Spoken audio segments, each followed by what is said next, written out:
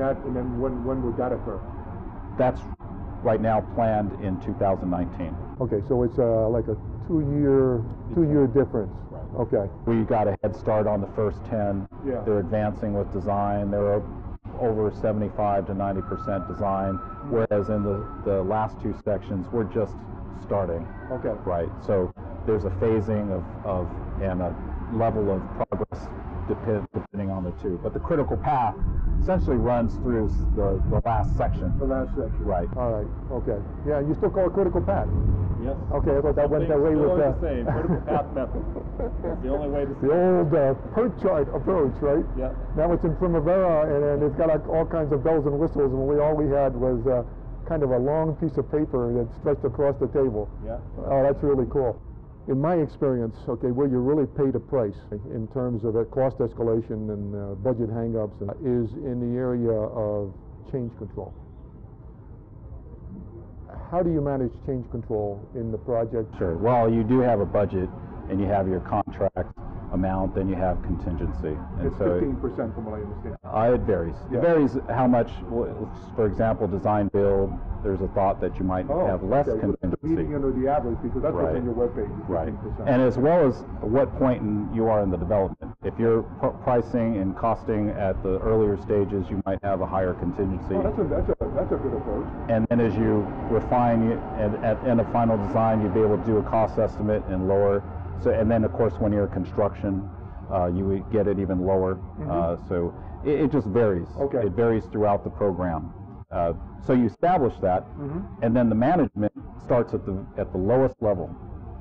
Claim change avoidance. So you try and avoid the changes. Say it again. Claim change avoidance. Yes, claim avoidance. Claim avoidance. So yeah. You really project claim, or is it during the project? Every phase. Okay. You really try and resolve issues. You minimize changes. We all know these large, complex infrastructure projects. There's always changes. That's why we build the contingency, because there's a lot of unknowns. When they get started, you run into utilities that you did your best to identify.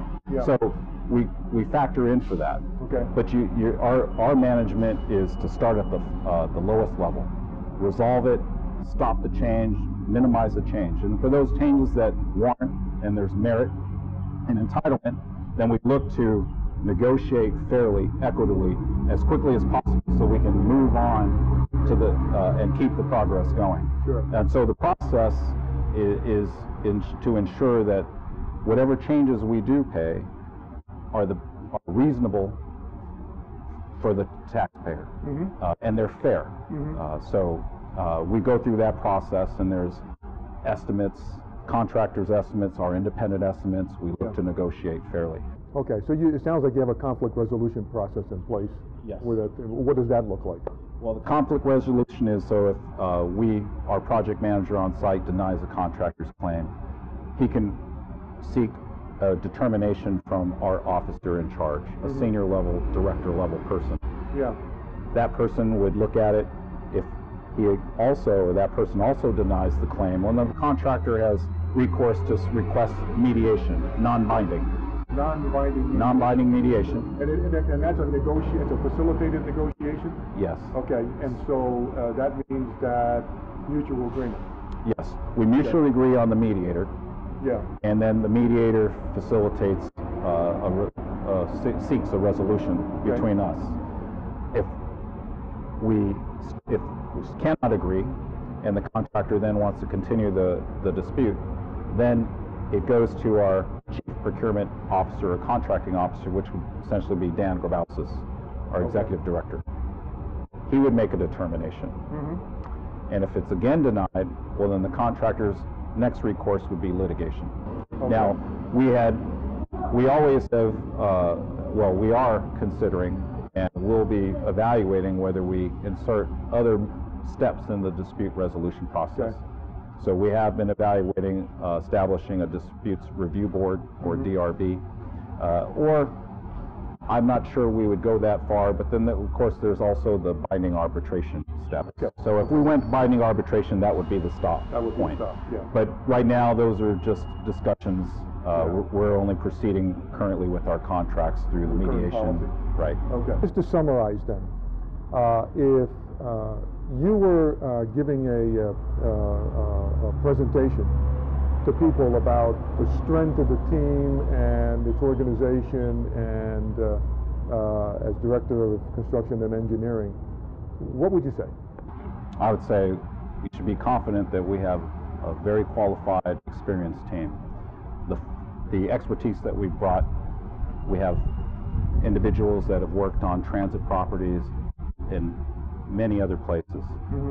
20, 30, 40 years experience. Myself, I have over 22 years experience. I've worked design build as a construction manager. I've been an engineer of record designing transit projects. And so we have a wealth of knowledge and expertise that we're drawing upon. Okay. And that's our oversight. That's us as managers. Yeah. And we go out and hire the qualified consultants, designers. So there's a process of selection that we also go through. And I bet that those that come from the mainland probably think it's a better deal to come to an island like Hawaii than go to a desert in Saudi Arabia or Arizona and live in a trailer doing the project, right? This is paradise, so it's hard to... Well, I'd like to thank you very much for this opportunity to discuss the project. It's been very informative, and I hope you enjoyed it too. And thank you very much for joining us. Aloha.